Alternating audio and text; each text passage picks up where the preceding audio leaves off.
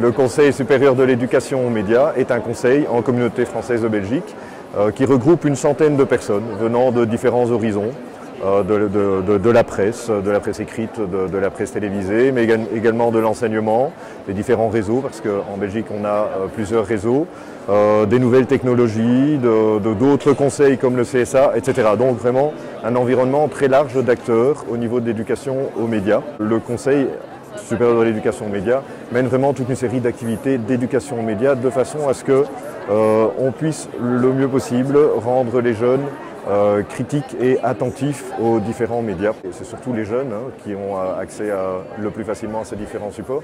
Donc c'est vraiment de les rendre attentifs à ce qu'ils lisent, à ce qu'ils visionnent, de façon à ce qu'ils ne se fassent pas, entre guillemets, avoir.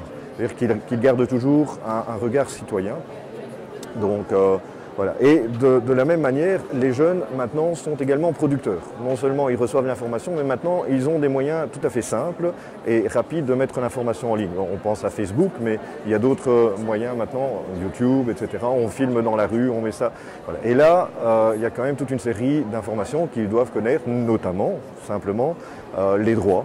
On ne peut pas filmer quelqu'un et diffuser ça sur Internet sans avoir son autorisation. Donc voilà, l'éducation aux médias va englober toutes ces choses de façon à rendre les jeunes plus autonomes, plus critiques, plus attentifs dans l'ensemble. Donc on a quand même maintenant développé ici ces dernières années, nous avons écrit un programme, enfin, des compétences d'éducation aux médias.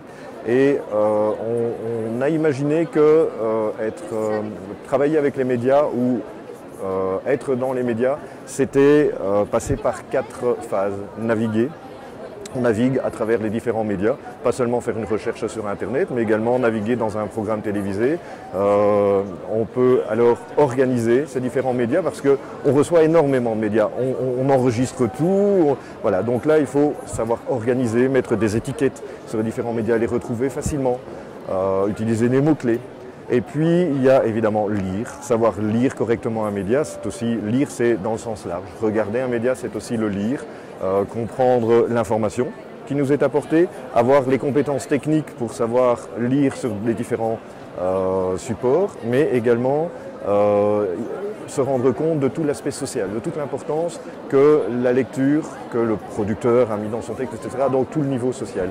Et évidemment l'aspect écriture. On écrit de l'information, on développe des compétences dans différents outils comme la création d'un blog, comme la gestion d'un Facebook, comme l'utilisation d'une caméra.